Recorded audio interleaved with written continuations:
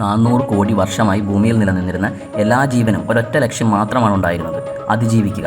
അവരെടുത്ത ഓരോ ശ്വാസത്തിലും അവരുടെ ഓരോ ഹൃദയമിടിപ്പിലും ഈ ഒരൊറ്റ ചിന്തയേ ഉണ്ടായിരുന്നുള്ളൂ: എന്ത് വില കൊടുത്തും അതിജീവിക്കണം. അങ്ങനെ അതിജീവിച്ച് കടന്നു വന്നവർ റീപ്രൊഡ്യൂസ് ചെയ്ത് തങ്ങളുടെ ജീനിനെ പകർന്നു നൽകി. അതിന് കഴിയാത്തവർ അപ്രത്യക്ഷമായി. എവല്യൂഷന് ഈ ഒരൊറ്റ ഉദ്ദേശമേ ഉള്ളൂ: ജീനുകളുടെ തുടർച്ച. പക്ഷേ ഒരു കുഴപ്പം പറ്റി. ഈ ജീവികളുടെ കൂട്ടത്തിൽ കുരുത്തം കെട്ടൊരു ജീവിക്ക് മാത്രം അതിജീവിക്കുന്നതിന് പകരം സ്വന്തം ജീവൻ മനഃപൂർവ്വം ഇല്ലാതാക്കാനുള്ളൊരു ത്വര കിട്ടി. ഓർക്കുക, ഏതെങ്കിലും ആക്സിഡൻറ്റിലൂടെയല്ല, രോഗങ്ങളിലൂടെയല്ല, മനഃപൂർവ്വം സ്വന്തം ജീവൻ ഇല്ലാതാക്കുക. മറ്റൊരു ജീവിയും കാണിക്കാത്ത ഒരു പ്രവണത.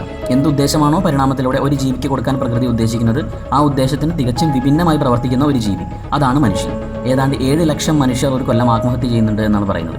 എന്തുകൊണ്ട് ഇങ്ങനെ സംഭവിക്കുന്നു? ഒറ്റ നോട്ടത്തിൽ പരിണാമത്തിൻ്റെ ചരിത്രത്തിലെ ഏറ്റവും വലിയ വൈരുദ്ധ്യമാണ് ആത്മഹത്യ എന്ന് പറയാം.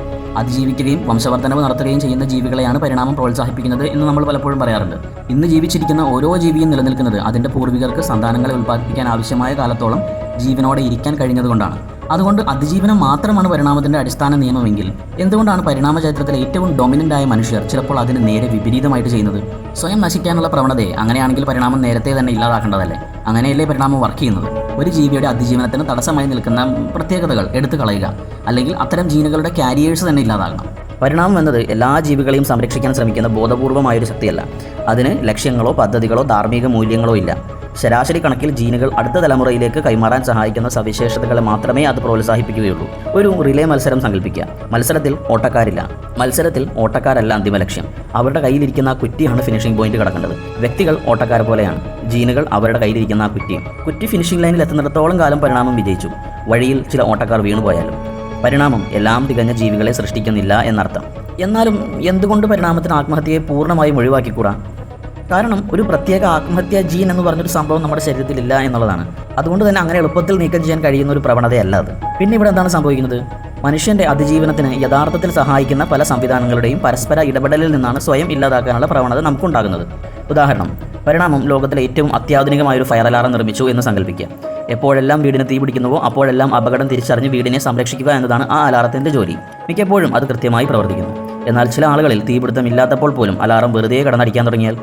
ഇവിടെ അലാറം തകരാറിലായതല്ല, മറിച്ച് സംരക്ഷണത്തിനായി രൂപകൽപ്പന ചെയ്ത അലാറം എന്ന സംവിധാനം തെറ്റായ രീതിയിൽ പ്രതികരിക്കുന്നത് കൊണ്ടാണ് അത് തകരാറിലാകുന്നത്. ലോകത്തുള്ള എല്ലാ പ്രാണികൾക്കും രക്ഷപ്പെടാനുള്ള പ്രവണതയുണ്ട്. എല്ലാ ജീവികളും വേദന വന്നാൽ ഓടി ഒളിക്കും. എല്ലാ നെർവസ് സിസ്റ്റവും ഇവോൾവ് ചെയ്തിരിക്കുന്നത് അതിജീവനം എന്ന ഒറ്റ വാക്കിൻ്റെ പുറത്താണ്. മുയൽ ഓടി ഒളിക്കുന്നു, നീരാളികൾ നിന്ന നിൽപ്പിൽ അപ്രത്യക്ഷമാകുന്നു, പുഴുക്കൾ വരെ അപകടം ഒഴിവാക്കാൻ ശ്രമിക്കുന്നു. അതായത് പ്രകൃതി റിപ്പീറ്റായിട്ട് എല്ലാ ജീവികളോടും പറയുകയാണ് മരിക്കരുത്. അപ്പോൾ പിന്നെ എങ്ങനെയാണ് കോടിക്കണക്കിന് വർഷങ്ങളായുള്ള അതിജീവനത്തിലൂടെ രൂപപ്പെട്ട ഒരു ജീവി തികച്ചും വിപരീതമായ നിഗമനത്തിൽ എത്തിച്ചേരുന്നത്? അതിൻ്റെ ഉത്തരം എവല്യൂഷണറി മിസ്മാച്ച് എന്നാണ്, പരിണാമപരമായ പൊരുത്തക്കേട്. തലച്ചോറിൻ്റെ പരിണാമം വളരെ പതുക്കെയാണ് സംഭവിക്കുന്നത്, പക്ഷേ നമ്മുടെ ചുറ്റുമുള്ള അന്തരീക്ഷം വളരെ വേഗത്തിൽ പരിണമിച്ചുകൊണ്ടിരിക്കുന്നു. അതുകൊണ്ടാണ് ആധുനിക ജീവിതം പലപ്പോഴും നമ്മളെ ഇത്രയും തകർക്കുന്നത്. നമ്മുടെ തലച്ചോറ് ഇത്തരം സാഹചര്യങ്ങളോട് പൊരുതാൻ വേണ്ടിയല്ല പരിണമിച്ചിട്ടുള്ളത്. ലക്ഷക്കണക്കിന് വർഷങ്ങളോളം മനുഷ്യർ ജീവിച്ചത് ചെറിയ കൂട്ടങ്ങളായിട്ടായിരുന്നു. 100 മുതൽ 150 വരെയുള്ള ചെറിയ കൂട്ടങ്ങൾ. എല്ലാവർക്കും എല്ലാവരെയും അറിയാമായിരുന്നു. നിങ്ങൾക്ക് ഏകാന്തത തോന്നിയാൽ സംസാരിക്കാൻ ആളുകളുണ്ടായിരുന്നു. അപകടമുണ്ടായാൽ അത് നിങ്ങളുടെ കൺമുന്നിലായിരുന്നു. ഒരു കടുവ, ഒരു ശത്രുഗോത്രം, അല്ലെങ്കിൽ ഒരു കൊടുങ്കാറ്റ്. ഇത്രയൊക്കെയായിരുന്നു നമ്മുടെ ശത്രുക്കൾ. അത്തരം പ്രശ്നങ്ങളെ അതിജീവിക്കാനാണ് നമ്മുടെ തലച്ചോറ് നമ്മളെ ശീലിപ്പിച്ചതും. പക്ഷേ പരിണാമത്തിൻ്റെ കാഴ്ചപ്പാടിലൂടെ നോക്കുമ്പോൾ ഒരു കണ്ണിമ വെട്ടുന്ന സമയത്തിനുള്ളിൽ ലോകം മുഴുവൻ അങ്ങോട്ട് മാറി. ഇന്ന് നിങ്ങളുടെ ചുറ്റുമുള്ളത് 100 150 ആളുകളല്ല. ഇന്ന് നിങ്ങൾ ഇടപഴകുന്നത് 5 10 ആളുകളുമായിട്ടുമല്ല. ഇൻ്റർനെറ്റിലൂടെ നിങ്ങൾ ലക്ഷക്കണക്കിന് ആളുകളുമായിട്ടാണ് സ്വയം താരതമ്യം ചെയ്യുന്നത്. നിങ്ങളുടെ ആശങ്ക ഇനി ഭക്ഷണം കണ്ടെത്താനോ വന്യമൃഗങ്ങളിൽ നിന്ന് രക്ഷപ്പെടാനോ മാത്രമല്ല. പരീക്ഷകൾ, ജോലി, കടം, സമൂഹത്തിലെ നിലയും വിലയും, ലോകത്തിൻ്റെ മറുവശത്ത് നടക്കുന്ന വാർത്തകൾ, ഇതെല്ലാം നിങ്ങളുടെ മനസ്സിൻ്റെ ഭാരം കൂട്ടുന്നു. നമ്മുടെ പൂർവികർ ജീവിതത്തിൽ അപൂർവമായ അപരിചിതരെ കണ്ടിട്ടുള്ളൂ. എന്നാൽ ഇന്ന് ഒരു ദിവസം കൊണ്ട് തന്നെ ആയിരക്കണക്കിന് മുഖങ്ങളാണ് നമ്മൾ ഇന്ന് സ്ക്രീനിലൂടെ കാണുന്നത്. ഇത്തരം ഒരു അന്തരീക്ഷത്തിന് വേണ്ടിയല്ല നമ്മുടെ തലച്ചോറ് പരിണമിച്ചത്. അല്ലെങ്കിൽ ഈ ഒരു അന്തരീക്ഷത്തോട് ഒത്തുപോകത്തക്ക രീതിയിൽ എത്തിപ്പിടിക്കാനുള്ള വേഗത പരിണാമത്തിനില്ല. പരിണാമം വളരെ പതുക്കിയേ നടക്കൂ. ചെറിയ മാറ്റങ്ങൾ പോലും സംഭവിക്കാൻ ആയിരക്കണക്കിന്, ചിലപ്പോൾ ലക്ഷക്കണക്കിന് വർഷങ്ങൾ വേണ്ടിവരും. പക്ഷേ ചുറ്റുപാടും മാറിയത് മിന്നൽ വേഗത്തിലായിപ്പോയി. കൃഷി ആരംഭിച്ചത് ഏകദേശം 10,000 വർഷങ്ങൾക്ക് മുമ്പ്. നഗരങ്ങൾ അതിനും വേഗത്തിലും. ഇൻ്റർനെറ്റ് ഏതാനും ദശാബ്ദങ്ങൾ മാത്രമേ പഴക്കമുള്ളൂ. സോഷ്യൽ മീഡിയ അതിലും പുതിയത്. മനുഷ്യൻ്റെ തലച്ചോറിനെ വീണ്ടും ഒന്ന് രൂപകൽപ്പന ചെയ്യാൻ പരിണാമത്തിന് ഇതൊന്നും മതിയായ സമയമല്ല.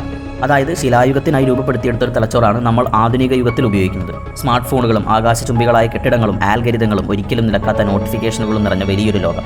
ഇതാണ് പരിണാമപരമായ പൊരുത്തക്കേട് എന്ന് പറയുന്നത്. നമ്മുടെ പൂർവികർ അപകടങ്ങളെ വളരെ ശ്രദ്ധയോടെ നിരീക്ഷിച്ചവരായിരുന്നു. കാരണം ഒരു ചെറിയ അശ്രദ്ധ പോലും മരണത്തിലേക്ക് നയിക്കും. കാട്ടിലെ കുറ്റിച്ചെടികൾ ഒന്നനങ്ങിയാൽ അത് കാറ്റാണോ കടുവയാണോ എന്നുറപ്പില്ല. അത്തരം സാഹചര്യത്തിൽ കാറ്റിനെ പോലും കടുവയായി തെറ്റിദ്ധരിക്കുന്നതാണ് സുരക്ഷിതം. യഥാർത്ഥ കടുവയെ കാറ്റാണെന്ന് കരുതുന്നതിൽ നല്ലത് അതാണല്ലോ. അതായത് നമ്മുടെ തലച്ചോറും എവിടെ നോക്കിയാലും അപകടം മാത്രം കാണാൻ പറ്റുന്ന രീതിയിലേക്കാണ് പരിണമിച്ചത്. കാറ്റാണെങ്കിലും കടുവയാണെന്നും പറഞ്ഞ് ഓടുക, അത് തന്നെയാണ് ഇന്നും സംഭവിക്കുന്നത്. ഇന്നും നമ്മുടെ തലച്ചോറ് കാത്തിരിക്കുന്നത് ഇത്തരത്തിലുള്ള അപകടങ്ങളെയാണ്.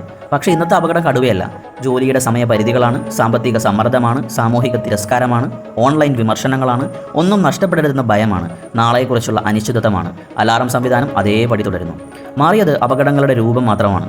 നേരത്തെ പറഞ്ഞ പുകയുടെയോ തീയുടെയോ നേരിയ സാന്നിധ്യം ഉണ്ടായാൽ മാത്രം അടിക്കേണ്ട വീട്ടിൽ വെച്ചിരിക്കുന്ന അലാറം അതെടുത്തുകൊണ്ടൊരു വെടിക്കെട്ടുശാലയിൽ വെച്ചാൽ എങ്ങനെ ഉണ്ടാവും?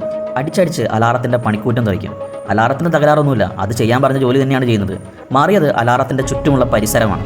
അതാണ് നമുക്കും നമ്മുടെ തലച്ചോറിനും സംഭവിച്ചത്. മസ്തിഷ്കം പരാജയപ്പെടുന്നില്ല. നമ്മുടെ പുരാതനമായ തലച്ചോറ് വെച്ച് ആധുനികമായ പ്രശ്നങ്ങൾ പരിഹരിക്കാനാണ് നമ്മൾ ശ്രമിക്കുന്നത്.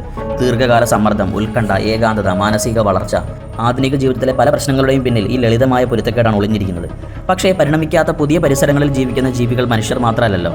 എന്നാൽ നാളെയെ സങ്കല്പിക്കാനും ഇന്നലെ വീണ്ടും വീണ്ടും ഓർക്കാനും സ്വന്തം അസ്തിത്വത്തോട് തന്നെ ചോദ്യം ചോദിക്കാനും കഴിയുന്ന ജീവി അത് നമ്മൾ മാത്രമേ ഉള്ളൂ. വളരെ കാലം സയന്റിസ്റ്റുകൾ കരുതിയിരുന്നത് മസ്തിഷ്കം നമ്മുടെ ചുറ്റും നിന്ന് ലഭിക്കുന്ന വിവരങ്ങളോട് പ്രതികരിക്കുക മാത്രമാണ് ചെയ്തിരുന്നത് എന്നാണ്.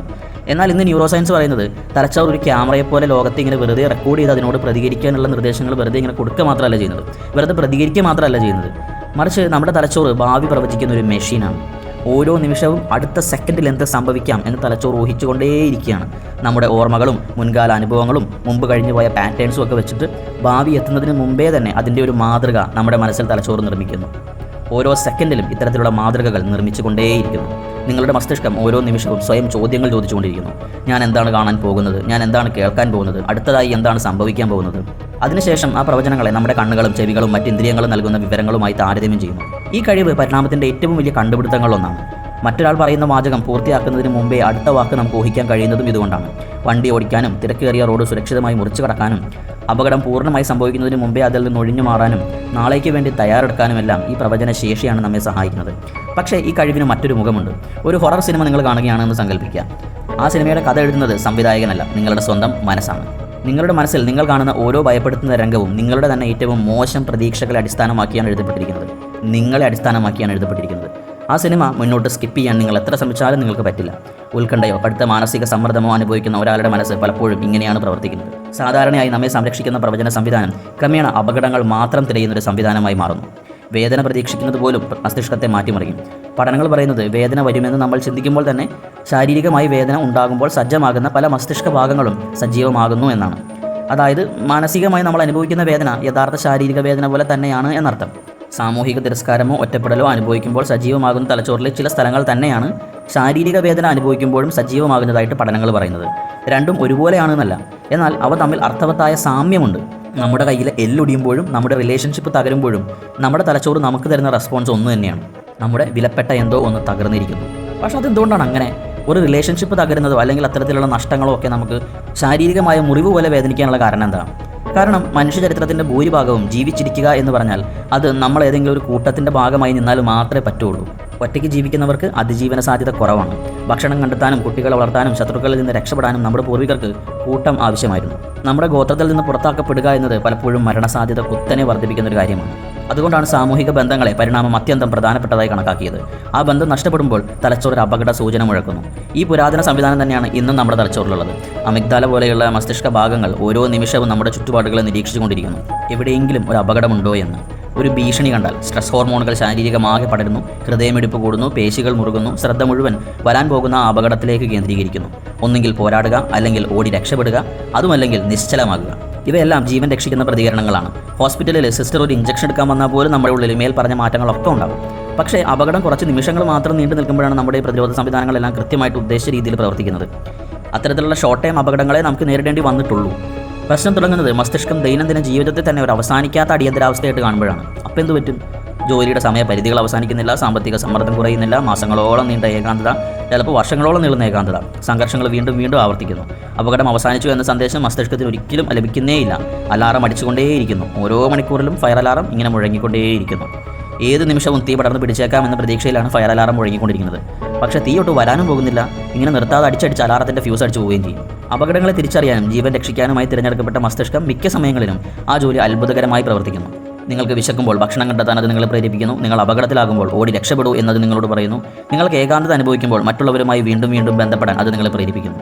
പക്ഷേ അസാധാരണ സാഹചര്യങ്ങളിൽ വൈകാരിക വേദനയെ താങ്ങാനാകാത്തതും രക്ഷപ്പെടാനാകാത്തതുമായ ഒരു അപകടമായിട്ട് തെറ്റായിട്ട് തിരിച്ചറിയാൻ തുടങ്ങുന്ന സാഹചര്യത്തിൽ തുടർച്ചയായ സമ്മർദ്ദം ആ മസ്തിഷ്കത്തിൻ്റെ ചിന്താരീതിയെ പതിയെ മാറ്റുന്നു. ആദ്യം നമ്മുടെ തലച്ചോറ് ചോദിച്ചത് ഈ പ്രശ്നം എങ്ങനെ പരിഹരിക്കാമെന്നായിരുന്നു എങ്കിൽ പിന്നീട് തലച്ചോറ് ചോദിക്കാൻ തുടങ്ങുന്നത് എങ്ങനെ ഈ പ്രശ്നത്തിൽ നിന്ന് രക്ഷപ്പെടാം എന്നാണ്.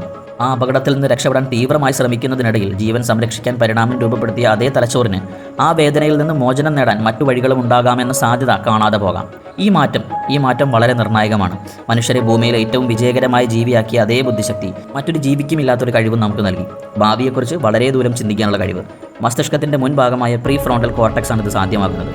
ആസൂത്രണം ചെയ്യാൻ, ഗണിതം സൃഷ്ടിക്കാൻ, ഭാഷ വികസിപ്പിക്കാൻ, എഞ്ചിനീയറിംഗ്, നമ്മൾ വർഷങ്ങൾ മുന്നിലുള്ള കാര്യങ്ങൾ വരെ സങ്കല്പിക്കുന്നു. ഇനിയും സംഭവിക്കാത്ത സംഭവങ്ങൾക്കായി തയ്യാറെടുക്കുന്നു. സ്വന്തം ജീവിതത്തെക്കുറിച്ച് ചിന്തിക്കുന്നു, അസ്തിത്വത്തെക്കുറിച്ച് പോലും ചിന്തിക്കുന്നു. ഈ കഴിവാണ് ഭൂമിയെ മാറ്റിമറിച്ചത്. പക്ഷേ പുതിയ തരത്തിലുള്ള വേദനകളെയും സൃഷ്ടിച്ചു. പണ്ടത്തെ മനുഷ്യൻ ഇന്ന് വൈകുന്നേരത്തേക്കുള്ള ഭക്ഷണം എങ്ങനെയും കണ്ടെത്തണമെന്നാണ് ഭയപ്പെട്ടിരുന്നതെങ്കിൽ ഇന്നത്തെ മനുഷ്യൻ നാളെ ഓഫീസിൽ എന്ത് നടക്കും എന്നോർത്താണ് പേടിക്കുന്നത്. 60 വർഷങ്ങൾക്ക് ശേഷമുള്ളൊരു വിരമിക്കലിനെയാണ് 30 വയസ്സുള്ള ഒരു മനുഷ്യൻ ഇന്ന് ഭയപ്പെടുന്നത്. കഴിഞ്ഞ ആഴ്ച സംഭവിച്ചൊരു നാണക്കേടിനെയാണ് നമ്മളിപ്പോഴും ഭയക്കുന്നത്. നമ്മുടെ മനസ്സ് ടൈം ട്രാവൽ ചെയ്യുകയാണ് ഇവിടെ. മനുഷ്യർ വീണ്ടും വീണ്ടും പഴയ വേദനകൾ ഓർത്തെടുക്കുന്നു. അവയെ അനന്തമായിട്ട് വിശകലനം ചെയ്യുന്നു. ഭാവിയെക്കുറിച്ച് കൂടുതൽ മോശമായിട്ടുള്ള സങ്കല്പങ്ങൾ സൃഷ്ടിക്കുന്നു. കമ്പ്യൂട്ടർ അബദ്ധത്തിൽ ഒരേ ഫയലിൻ്റെ ആയിരക്കണക്കിന് കോപ്പികൾ ഒരേ സമയം തുറക്കുന്നത് പോലെയാണത്. ഓരോ കോപ്പിയും കൂടുതൽ മെമ്മറി ഉപയോഗിക്കും. കമ്പ്യൂട്ടർ സ്ലോ ആകും. അവസാനം മറ്റൊന്നും ചെയ്യാൻ കഴിയാത്ത അവസ്ഥയിൽ കമ്പ്യൂട്ടർ അങ്ങനെ സ്റ്റക്കായിട്ട് ഹാങ് ആയി നിൽക്കും. മനസ്സും അങ്ങനെ തന്നെയാണ്. ഒരേ ചോദ്യങ്ങളിലേക്ക് വീണ്ടും നമ്മുടെ മനസ്സ് തിരികെ പോകുന്നു. പുതിയ ഉത്തരങ്ങളൊന്നും ലഭിക്കാനും പോകുന്നില്ല. സമയത്തിലൂടെ സഞ്ചരിക്കാനുള്ള മനുഷ്യൻ്റെ ഈ കഴിവാണ് ഏറ്റവും വലിയ മനുഷ്യൻ്റെ വരദാനങ്ങളിലൊന്ന്. ഓർമ്മകൾ നമ്മെ പഠിപ്പിക്കുന്നു. ഭാവന നമ്മെ കണ്ടുപിടുത്തങ്ങളിലേക്ക് നയിക്കുന്നു. ആദ്യത്തെ കല്ലുപോലും വെക്കുന്നതിന് മുമ്പ് നമ്മൾ പാലങ്ങൾ മനസ്സിൽ നിർമ്മിക്കുന്നു. ഭൂമിയിൽ നിന്ന് പുറപ്പെടുന്നതിന് മുമ്പ് ബഹിരാകാശം സങ്കല്പിക്കുന്നു. മുമ്പ് ഒരിക്കലും ഉണ്ടായിട്ടില്ലാത്ത കലാസൃഷ്ടികൾ സൃഷ്ടിക്കുന്നു. പക്ഷേ നാളെക്കുറിച്ച് സ്വപ്നം കാണുന്ന അതേ ഭാവനയ്ക്ക് നാളെക്കുറിച്ചുള്ള അവസാനമില്ലാത്ത വേദനയും സങ്കല്പിക്കുന്നു എന്നുള്ളതാണ്. ഇന്ന് നമ്മൾ സാധാരണ ജീവിതത്തെ താരതമ്യം ചെയ്യുന്നത് ഇന്റർനെറ്റിൽ അപരിചിതർ പങ്കുവയ്ക്കുന്ന ശ്രദ്ധാപൂർവ്വം തിരഞ്ഞെടുത്ത ഏറ്റവും ചില നിമിഷങ്ങളോടാണ്. സാമ്പത്തിക സമ്മർദ്ദങ്ങൾ വർദ്ധിച്ചുകൊണ്ടിരിക്കുന്നു. നഗരങ്ങൾ വലുതാകുന്നു. അതോടൊപ്പം മനുഷ്യർ മുമ്പെങ്ങുമില്ലാത്ത വിധം കൂടുതൽ ഏകാന്തത അനുഭവിക്കുന്നു. ഒരു കാലത്ത് മനുഷ്യരെ പരസ്പരം ബന്ധിപ്പിച്ചിരുന്ന ആചാരങ്ങളും സമൂഹങ്ങളും പങ്കിട്ടിരുന്ന സത്വബോധവും പല സ്ഥലങ്ങളിലും പതിയെ ദുർബലമായിക്കൊണ്ടിരിക്കുന്നു.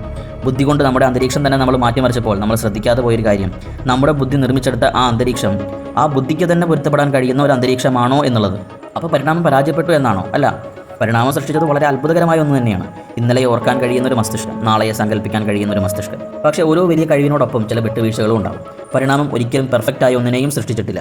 ശരാശരി സാഹചര്യങ്ങളിൽ നമ്മുടെ പൂർവികരെ ജീവനോടെ നിലനിർത്താനും സന്താനങ്ങളെ സൃഷ്ടിക്കാനും സഹായിക്കുന്ന ഒരു മനസ്സിനെയാണ് അത് രൂപപ്പെടുത്തിയത്. അതുകൊണ്ട് തന്നെ സാധാരണ സാഹചര്യങ്ങളിൽ ജീവൻ സംരക്ഷിക്കുന്ന അതേ സംവിധാനങ്ങൾ അവയുടെ ഭാരം താങ്ങാനാവാതെ തകരാറിലാകാം. അതിൻ്റെ അർത്ഥം പരിണാമം ഒരു പരാജയമാണെന്നല്ലല്ലോ. പ്രകൃതിയിലെ എല്ലാ പ്രക്രിയകളെയും പോലെ പരിണാമവും പൂർണ്ണതയിലൂടെയല്ല, വിട്ടുവീഴ്ചകളിലൂടെയാണ് പ്രവർത്തിക്കുന്നത്. Nothing is perfect. ഒരുപക്ഷെ മനുഷ്യ മനസ്സിന് സ്വന്തം അസ്തിത്വത്തെ ചോദ്യം ചെയ്യാൻ കഴിയുന്നു എന്നതല്ല ഏറ്റവും വലിയ അത്ഭുതം. മറിച്ച് ഈ ദുഃഖങ്ങൾക്കിടയിലും അനിശ്ചിതത്വങ്ങൾക്കിടയിലും രോഗങ്ങൾക്കിടയിലും വേദനകൾക്കിടയിലും ലോകമെമ്പാടുമുള്ള ദശലക്ഷക്കണക്കിന് ആളുകൾ ഇന്നും മുന്നോട്ട് പോകാനുള്ള കാരണങ്ങൾ കണ്ടെത്തുന്നു എന്നതാണ്.